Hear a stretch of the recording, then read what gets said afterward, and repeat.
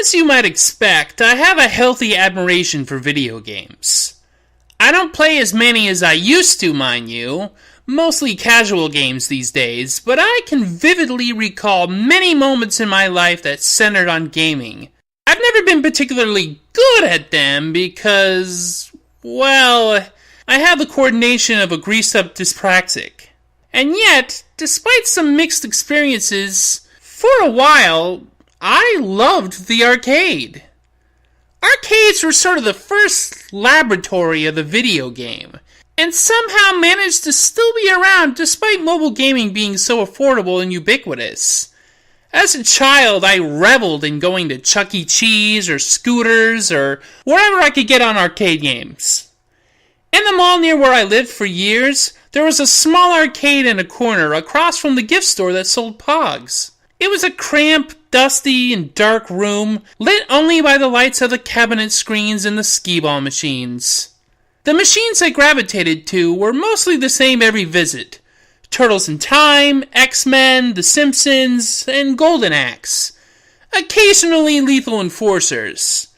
The place was usually occupied by older kids who were much more skilled than me, and made it their mission to keep me away from the tournament fighter games. If you weren't good enough, you didn't deserve a shot. You could always find a cabinet that only took tokens when all you had were quarters, or only took quarters when you just bought a bunch of tokens. And forget getting anything with tickets from the prize-winning games. What is it about the video arcade that endures, I wonder? Sure, console gaming can be pricey, but there are so many cheap alternatives, and yet the arcade business is still somehow around. There's something about the draw of the game center, the thrill of the pizza-stained control panels and faded side art, the gummed-up coin doors, the damaged kick plates, the speakers that don't quite work as well as they used to. And occasionally, it's competitive. I mean, just look at the documentary King of Kong. Or Nick Arcade. Come on, I know some of you remember Nick Arcade.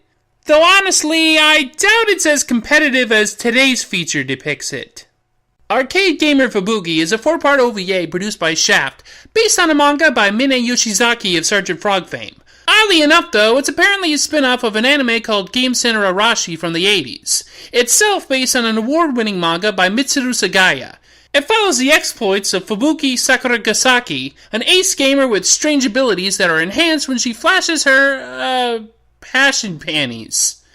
She competes in fierce stadium-held tournaments to be the best like no one ever was. Well, I think we all know what's so unrealistic about this show.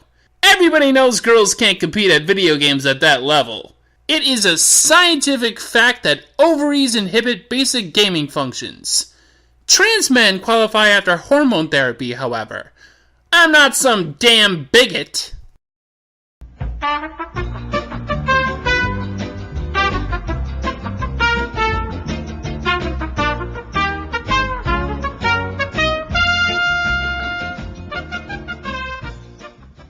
Fubuki has entered herself into the Best of Arcade Gamer, or BAG, tournament. We first see her take on a goofy-looking guy with boxing gloves, leading me to question how he can possibly handle the controls with the gloves on. Guess he was taught by Strongbad. Anyway, her friend Hanako uses a fan to blow up her skirt, as she does a magical girl transformation to... Whoa, where are you going? If I had to watch this, you are going to sit right where you are and watch this with me. I see you there eyeing other tabs. Those Nuzlocke Rules Pokemon Let's Plays aren't going to go anywhere. And that Listicles number 6 entry is not going to blow your mind. So you stay on this. Okay? Good. Let's get back to it. Fubuki defeats the boxer dude with the power of perversion, and I'm just now noticing that the stadium is shaped like Pac-Man.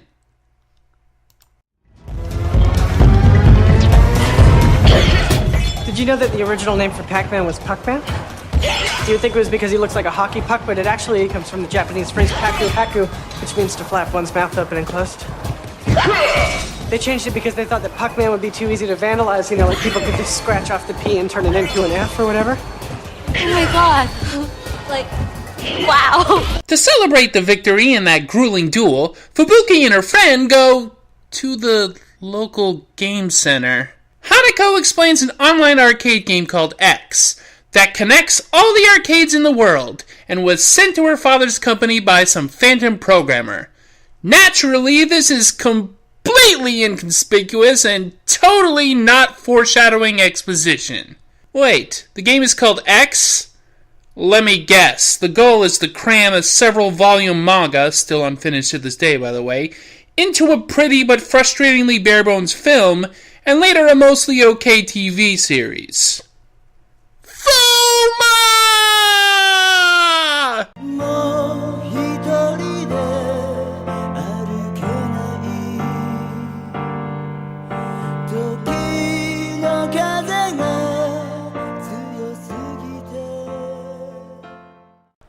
Meanwhile, in the digital realm of some kind, our central antagonists plot to defeat Fubuki to prevent her stopping them from taking over the world.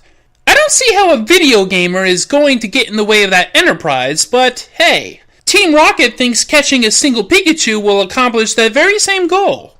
A mysterious transfer student, Shizuru, appears in the school Fubuki attends and is immediately very competitive. It turns out that not only is she also competing in the bag tournament, but she's actually working for the evil organization that's after Fubuki. I really don't see why she needed to make it public she was in the organization if her goal is to just beat her at a video game, which she was already there for. But, there you go. Fubuki does her usual gravity-defying shtick thanks to her panties, and she begins to dominate. However, Shizuru has her own secret weapon.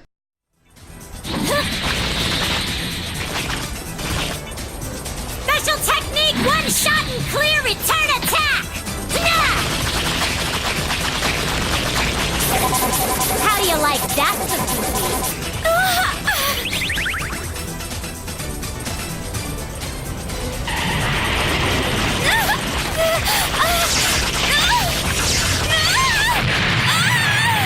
Beating Fubuki at her own game, Chizuru declares herself the superior gamer. But instead of being bummed out about it, Fubuki is happy to have a worthy rival. Kind of taking the Goku attitude about competition. Oh, and did I mention Fubuki has 2 stalkers? This one guy, who I don't believe is even named, somebody around Fubuki's age, follows her and her friend around with a video camera, often encased in some sort of gym equipment. And as if he wasn't enough, this big buff guy with some kind of pink mask on also follows Fubuki, dispensing advice, occasionally saving her, like her own tuxedo mask. He might also be the source of her magical panties. So, yeah, kinda creepy. And Pink Face might be her father. That's even creepier. Fubuki decides to get some training in so she can have a rematch with Chizuru. But her and Hanako are distracted when they notice a crowd gathering around this 40% chest body mass lady doing DDR, who takes a shine to our heroine. I've been married a long time ago. Where did you come from? Where did you go? Where did you come from, Cotton Eye Joe?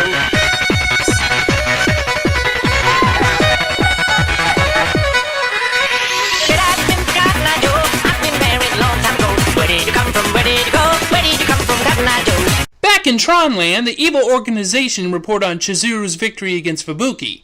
The leader's blonde underling is jealous and complains to her own underlings that if she had the special panties, she would be just as good. Is this sponsored by video games or Victoria's Secret?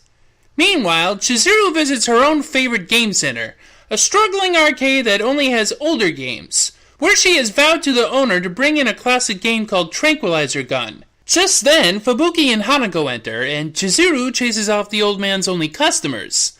Smooth.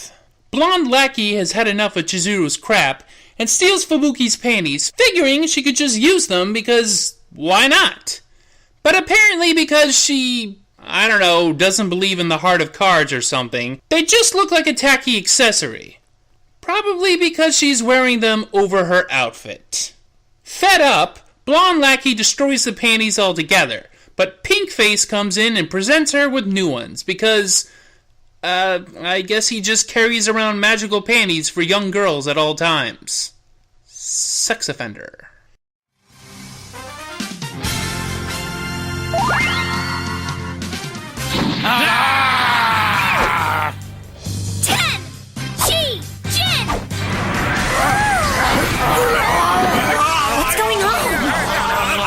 has unleashed the gaming spirit with her own heart and power. I've never witnessed such power. This is amazing. Naturally, with her new panties and a renewed spirit, Fubuki goes on to fighting a fierce rematch with Chizuru, where they both, summon giant cyclones. The match seems to be a photo finish, but when the footage is examined, Fubuki just barely won. Hooray for near victories! What a weird little show this is turning out to be. Aside from panty shots and that one lady's huge boobs, there's barely enough fan service for it to qualify as an ecchi comedy, but the video game element can seem so weak at times that it's also not much of a niche gamer comedy either. And while nothing about it makes a lick of sense, I can't turn away. The bag tournament finals begin featuring gamers from all around the world, Fubuki representing Japan. Among the contestants are Melon's McBighair and Pinkface, though I don't know what the latter is representing. Apparently they all have to run out to some forest area and ambush each other with Pokemon battles. Arcade matches. Her first opponent is Melons, and apparently it's a steel cage match? Well, in no time at all, Fubuki easily dispatches her challenger. Turns out that Melons is really only good at music games, which makes me wonder how she got so far into the tournament. Fubuki goes on to dispatching several other gamers in short order. Then she runs into Pinkface, who, yeah. This is really great. I can't believe I'm feeling so relaxed. I want to stay like this forever. He has to be mine.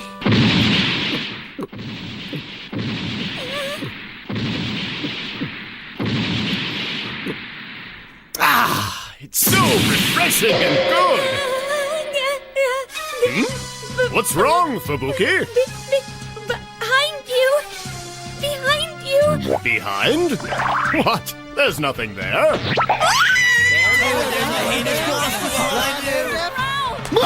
Mr. Mystery, behind you! Behind you! Huh? There's nothing behind me. Oh, come on. Is this some kind of joke? Oh! What the hell is that thing? Mr. Mystery!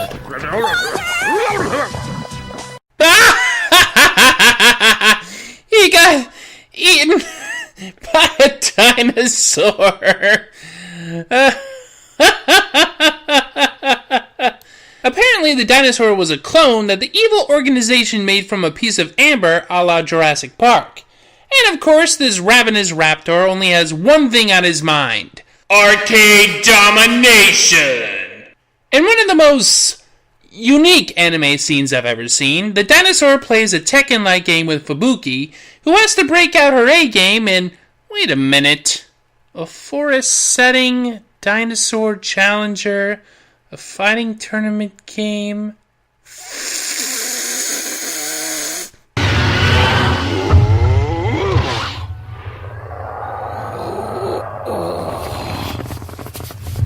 You ought to keep your mouth shut.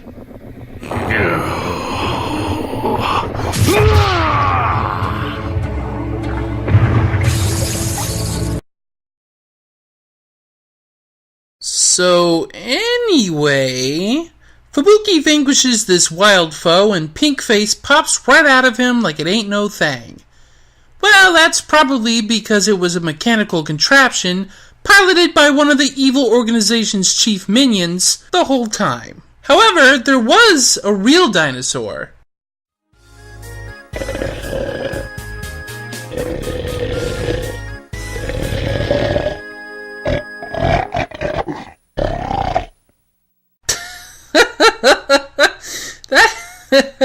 That was a good one, actually. I'm sort of enjoying myself. Finally, Fubuki and Pinkface square off in a classic-looking arcade game, with Pinky using some pretty brutal button-mashing skills. How does that not melt the machine? However, Fubuki, still believing that the muscle-bound weirdo is her long-lost father, can't bring herself to fight him. In a video game! But Pinkface gives her a generic pep talk, and she decides to play. Fubuki, you finally got it! How do you feel about gaming now? Great! I'm having so much fun! That's right! That's exactly it! Gaming connects people's hearts together to such an extent. I'm not going to hold back, Fubuki! Okay!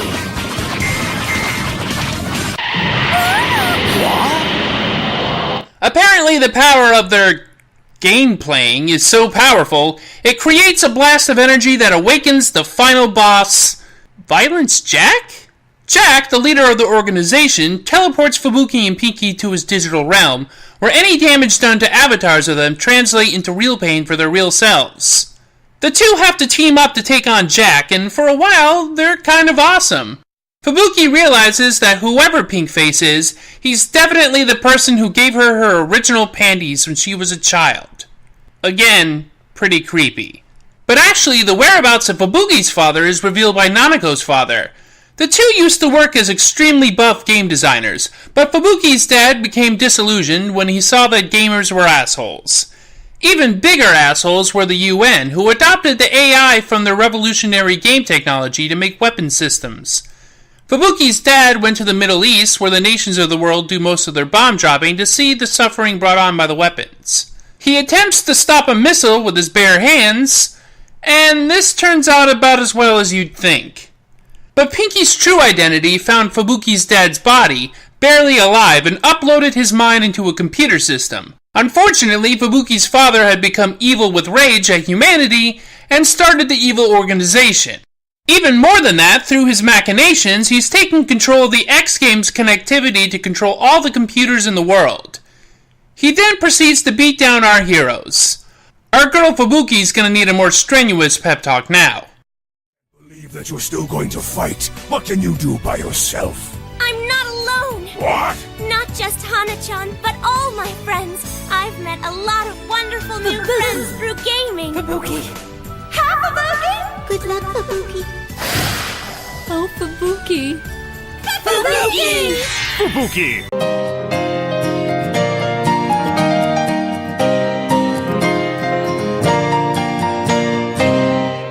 Anyway, this causes, I don't know what this is, but the hearts of gamers supercharges Fubuki's panty powers, and she overcomes Jack. Realizing he's been the asshole this whole time, he explains to Fubuki that he created the X network to take over the world, but he should have used it for good, yada yada yada yada. Anyway, everyone goes to visit him before he logs off forever. In the epilogue, Fubuki heads off for another day of gaming with the people, and Dinosaur, she's met along the way, and all is well. The end. Well, that was kind of a lot of nothing, wasn't it? The finale stumbled because it tried to add some genuine emotional impact that, honestly, didn't fit in with the mood of the rest of the show. After going so far without explaining a damn thing, they suddenly felt like having an explanation for nearly everything? Come on! Well, they did forget to explain that the guy with the pink mask was, in actuality, Arashi Ishino, the main protagonist of Game Center Arashi. Apparently, this guy's been stalking Fubuki since she was a child, grooming her for playing games with him, which is certainly not a euphemism for anything, and oh, I think I'm out of time for this episode. Anyhoozle, Arcade Gamer Fubuki is one of those really stupid, pointless, and mostly mindless ecchi titles that is neither particularly funny or sexy, but somehow muddles through to be interesting enough not to be a total waste of time. Though maybe you'd be better off polishing up on your Pac-Man skills. Especially one of those cool sit-down setups. Well, that's enough for this episode of Otaku Evolution. As usual, I'm Mike, Penguin Truth, and next month is this year's Action Channel month. Until then, see ya!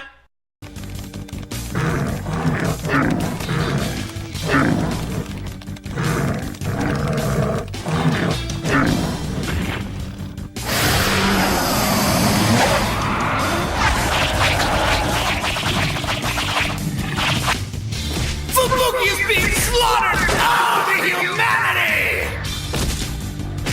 What do you got? Perfect. What do you got? What do you got?